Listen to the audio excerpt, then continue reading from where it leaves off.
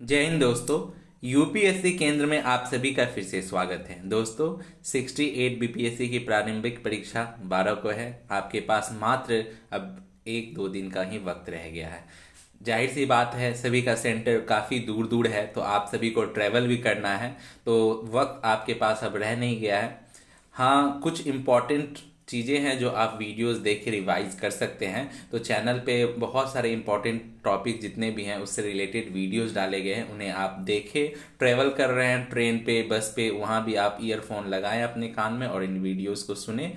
परीक्षा में question direct आपको देखने को मिलेगा और आपका बहुत अच्छा एग्जाम जाएगा। उसी श्रृंखला में जो है आज हम फॉरेस्ट रिपोर्ट को देखेंगे।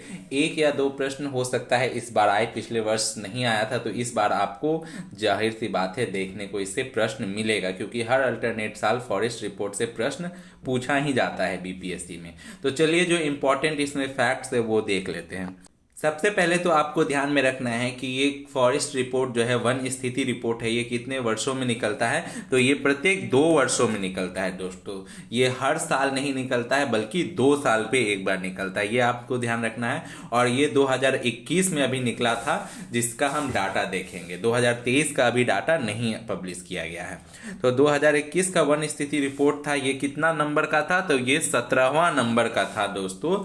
फॉरेस्ट सर्वे रिपोर्ट कितना नंबर का था, 17th नंबर। बिल्कुल ध्यान में रखेंगे, ये भी प्रश्न बन सकता है कि ये कौन से नंबर का था, तो ये 17वां नंबर का फॉरेस्ट रिपोर्ट था। अब देखते हैं हम, ऐसे हम लोग तुलनात्मक देखेंगे जो बिहार में है और एक तरफ भारत में, क्योंकि भारत से भी प्रश्न बन सकता है और बिहार से भी प्रश्न बन सकता है। तो अगर वन आवरण की बात की जाए तो दोस्तों भारत में जो है वो कुल क्षेत्रफल का आपका 21.71% पे वन आवरण है। ज्यादातर डाटा आप परसेंटेज वाला ध्यान में रखें, परसेंटेज वाला पूछने का ज्यादा आपको चांसेस है। वैसे आप यहाँ पे डिजिट में भी देख सकते हैं वो कितना है, लेकिन ज्यादातर चांस है कि परसेंटेज में पूछेगा। तो भारत में कुल प्रतिशत कितना आपका वन आवरण है, तो 21.71%। और अगर बिहार में बोले कि बिहार में कितना है वन आवरण, तो यह है 7.84। दोनों का आप बिल्कुल ध्यान रखिएगा।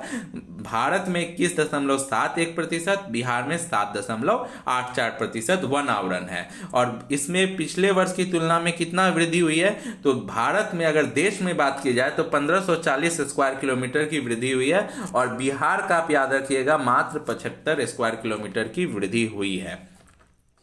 और कुल कितने क्षेत्र में आपका वन आवरण है, बिहार का आप डाटा भी याद कर लीजिए।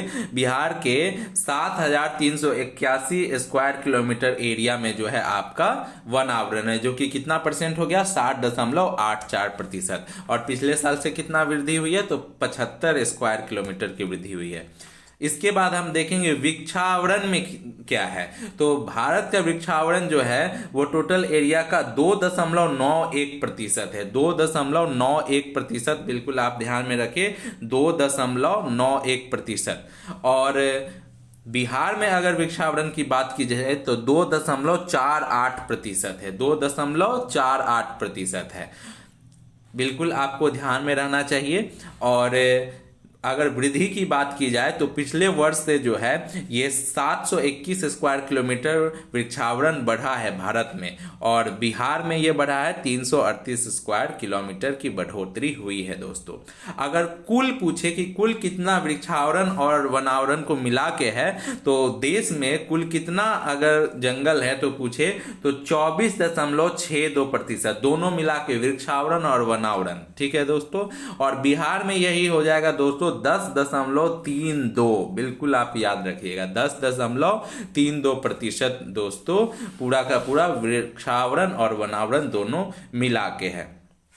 तो आप ये ध्यान में रखिएगा। उसके बाद जो है दोस्तों बाघ अभयारण्य जो है, टोटल जो आपका फॉरेस्ट एरिया है उसमें से कितना में है बाघ अभयारण्य, यानी कि टाइगर रिजर्व कितने में है, तो 7.8% जितना आपका वन आवरण है उसमें से 7.84% एरिया में जो है आपका वो है टाइगर रिजर्व। और बिहार में जो है दोस्तों एक टाइगर रिजर्व है आपका वाल्मीकि नगर टाइगर रिजर्व पश्चिमी चंपारण में, और दूसरा अभी बनने वाला है दोस्तों कैमूर में। आपको पता ही होगा, करंट अफेयर में आपने किया होगा।